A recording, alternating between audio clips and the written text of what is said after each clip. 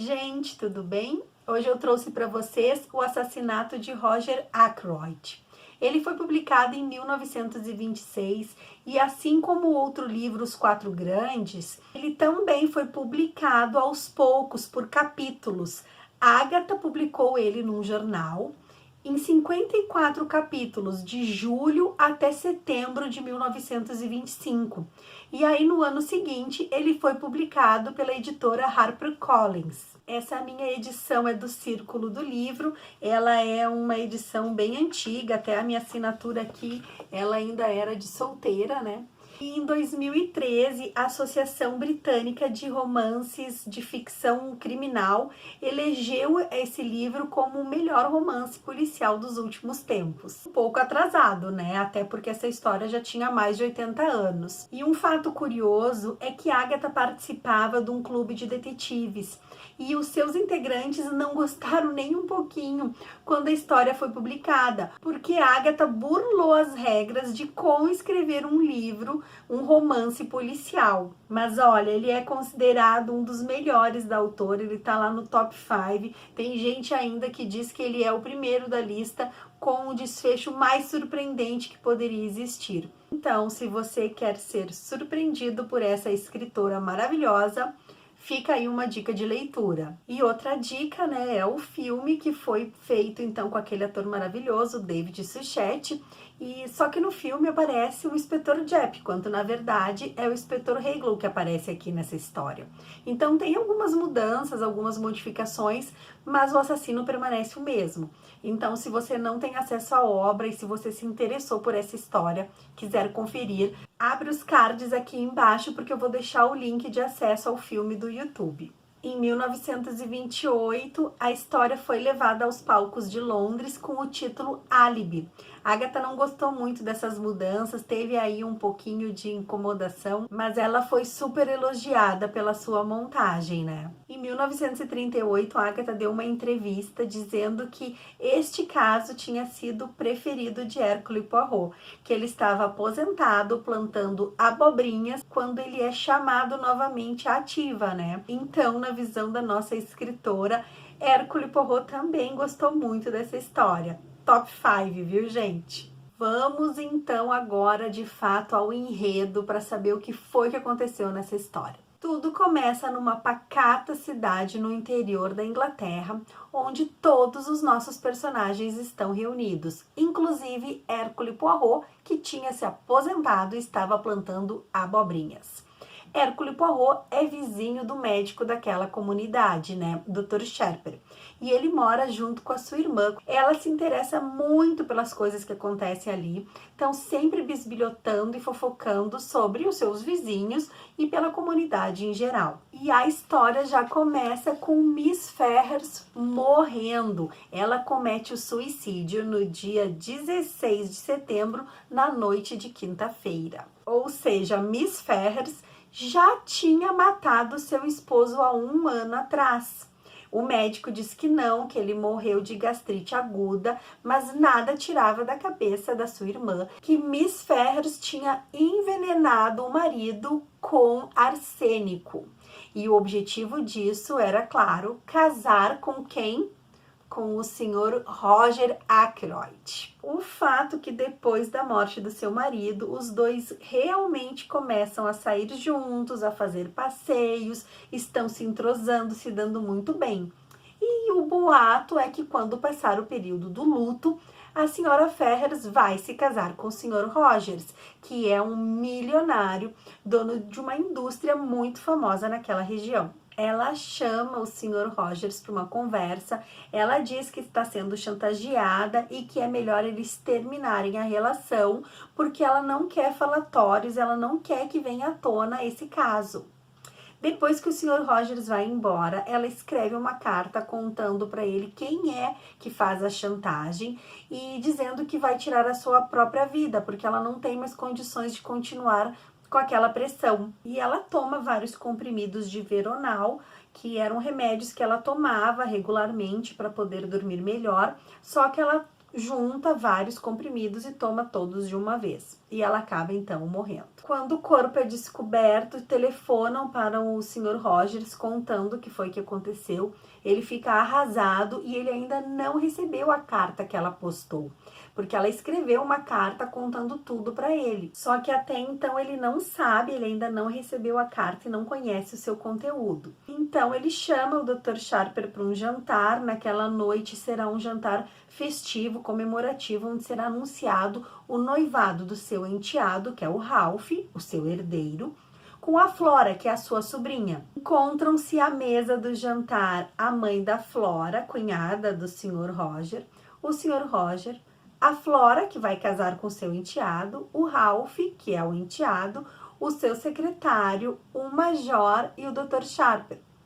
E aí acontece que o correio chega, o mordomo Parker vem entregar a carta e o Sr. Roger vai até o escritório para ler. E quando ele está no escritório, o Dr. Sharper chega junto, pergunta se pode ficar ali para saber o que foi que aconteceu, né? Uma carta da morta. Mas o Sr. Roger não quer companhia. Ele pede, por favor, que o doutor se retire, que ele quer ler a carta sozinho. O Dr. Sharper se despede de todos e vai para casa. Isso era por volta de umas 9h30 da noite.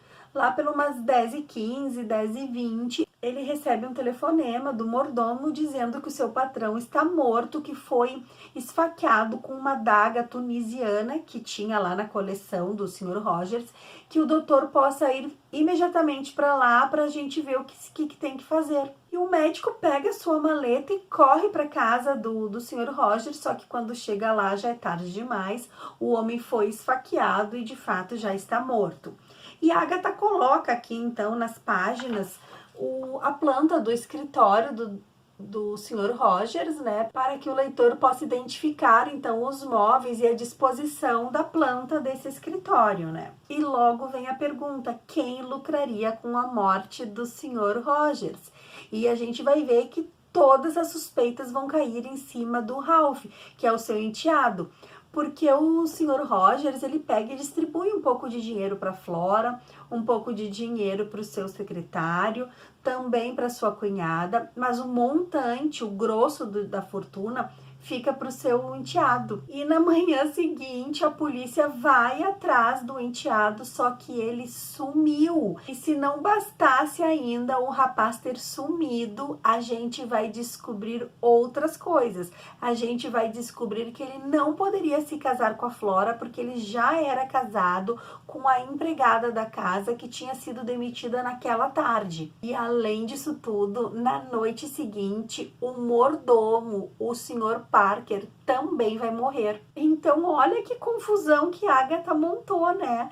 Porque vários suspeitos vão sendo eliminados. Então, a gente tem ainda vivo o Dr. Shepard, a sua irmã, a Caroline, o enteado que está desaparecido, a esposa dele, que é a empregada que foi demitida, a Flora, que é a sobrinha, que era uma ladra, já vinha roubando e desviando dinheiros do Sr. Rogers, a mãe dela, o secretário e a governanta. Então, a Agatha limita o número de suspeitos para que o leitor possa ir tentando verificar quem foi e, principalmente, qual é o motivo. Por que queriam assassinar tanto o Sr. Rogers?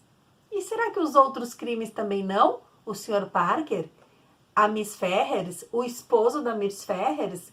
O que estava acontecendo? Porque essas mortes todas vão estar relacionadas. Então, se você ficou curioso em saber como é que tudo aconteceu, fica aqui comigo, porque agora vem a parte dos spoilers. Eu vou contar tudo tintim por tintim. Gente, quem armou tudo e matou foi o médico. Vocês não vão acreditar, porque é exatamente o médico, amigo de Hercule Poirot, que faz a narrativa de toda essa história. É ele que vai contando como os fatos se sucederam e a gente vai acreditando piamente em tudo que ele fala. Então não tem como ele ser o principal suspeito, mas é. E Hercule Poirot ainda diz: quem tem algo a esconder que me revele agora, porque senão eu entregarei nas mãos da polícia o nome do assassino. E o médico não acredita, acha que Hercule Poirot está blefando. Só que não, Quem conhece o nosso detetive sabe que esse homenzinho ele é esperto e ele usa, ó, as massas cinzentas. O Dr. Shepard, de fato, sabia que o Sr. Ferris tinha sido envenenado por arsênico. E como ele estava sempre precisando de dinheiro, ganhava muito pouco naquela comunidade, ele começa a chantagear Miss Ferris, que não vê outra alternativa senão ir dando dinheiro e dando dinheiro. Quando a coisa fica insustentável, ela resolve tirar a própria vida. Só que ela denuncia o médico escrevendo uma carta e enviando para o Sr. Rogers. E aí, quando o médico descobre isso, percebe que vai ser pego. E aí ele não vê outra alternativa senão matar o seu amigo, o Sr. Rogers Ackroyd. E é uma pena, né, gente? Porque no momento que ele começa a matar, aí então ele se transforma num assassino. De chantagista, ele pula para assassino. Porque ele também tem que se livrar do mordomo. Ele sabe que o mordomo recebeu 5 cartas. E ele logo vai contar para a polícia que está faltando a principal, que era de Miss Ferris. E o mordomo também percebeu que o doutor movimentou os móveis do escritório. Ele mexe na cadeira exatamente para criar um álibi para ele. Ele coloca um ditafone, que era na época como se fosse um gravador, né? A pessoa falava o que era para gravar e depois aquilo ficava rodando. Ele esconde esse ditafone atrás da cadeira, de modo que quem abre a porta do escritório não enxergue aquele objeto. E a voz do Sr. Rogers fica rodando. Ele mata o Sr. Rogers com a adaga, ele sai do escritório, mas antes ele deixa o ditafone rodando. Então as pessoas que passam escutam a voz dele, achando que ele está vivo, quando na verdade ele já era morto. Ele vai para casa, ele consegue arquitetar um jeito de receber um telefonema, trazendo também mais um outro álibi, dizendo que alguém estava informando da morte do Sr. Rogers. Ele precisava chegar no escritório antes da polícia para poder esconder o ditafone, para que ninguém soubesse que aquilo tudo era uma armação, que ele já estava morto às 9h30 da noite e não às 10h20, como ele tinha dito. E tudo estava indo muito bem se não fosse pelo nosso detetive. Quem mandou cometer um crime naquela comunidade, logo tendo Hercule Poirot como seu vizinho? Foi muita bobeira, né, gente? E Hercule Poirot, como sempre, com tiradas engraçadas, deixando esse livro muito divertido. Tem até uma parte aqui que as pessoas acham que ele é um cabeleireiro, né? Por causa do estilo, o cabelo sempre lambido, os bigodes todos ajeitados. Ele é uma figura icônica e as pessoas tentam descobrir qual era a sua profissão, e uma delas é que ele era cabeleireiro. Eu ri muito nessa parte, né? Porque imagina o nosso detetive que se acha que tem toda uma pompa, né? Dizendo que ele é cabeleireiro e não o cérebro mais importante da Inglaterra. E já no finalzinho do livro, Hercule Poirot dá a chance, então, do doutor cometer o suicídio e não ser entregue à polícia. Ele diz assim: lembre-se do que eu lhe disse, amanhã de manhã a verdade será do conhecimento do inspetor Raglan. Mas em atenção à sua irmã, estou disposto a oferecer-lhe outra saída. Uma dose excessiva de algum soporífero, por exemplo, se é que me entende. Entretanto, para esse fim, eu sugiro que termine de escrever o seu diário, porque o doutor estava relatando todos os fatos, sem, claro, dizer que ele era o assassino, né? E aí, então, o doutor diz que sim, que ele estava muito cansado, era 5 horas da manhã, mas ele tinha terminado a tarefa, que o braço doía de tanto que ele escreveu, e que ele tinha confiança em Hercule Poirot, e que ele teria, então, que tomar os remédios, né, para se despedir dessa vida, que a sua irmã ia sofrer de saudade, mas era melhor uma saudade do que a certeza de que ele tinha sido criminoso. E as últimas palavras do médico são as seguintes: posso confiar em Poirot. Ele e o inspetor Raglan saberão arranjar as coisas. Não me agradaria que Caroline soubesse. Tem muita afeição por mim e, além disso, possui o seu orgulho. Minha morte lhe causará uma grande dor, mas a dor passa. Quando acabar de escrever, colocarei todo esse manuscrito no envelope e o endereçarei a Poirot. E depois, o veronal, seria uma espécie de pena de talião. Não que eu assuma qualquer responsabilidade pela morte de Miss Ferrers. Foi uma consequência direta dos seus próprios atos. Não me compadeço dela, nem de mim tampouco. Pois seja, que venha o veronal. Mas quem me dera que Hercule Poirot não houvesse se aposentado e viesse cultivar abóboras justamente aqui. E assim a gente termina mais essa história. Eu espero que vocês tenham gostado. Eu me despeço por aqui e a gente se encontra no próximo post. Aproveita para se inscrever no canal e ficar ligado em todas as informações que acontecem por aqui. Beijo grande, fiquem com Deus e até lá. Tchau, tchau.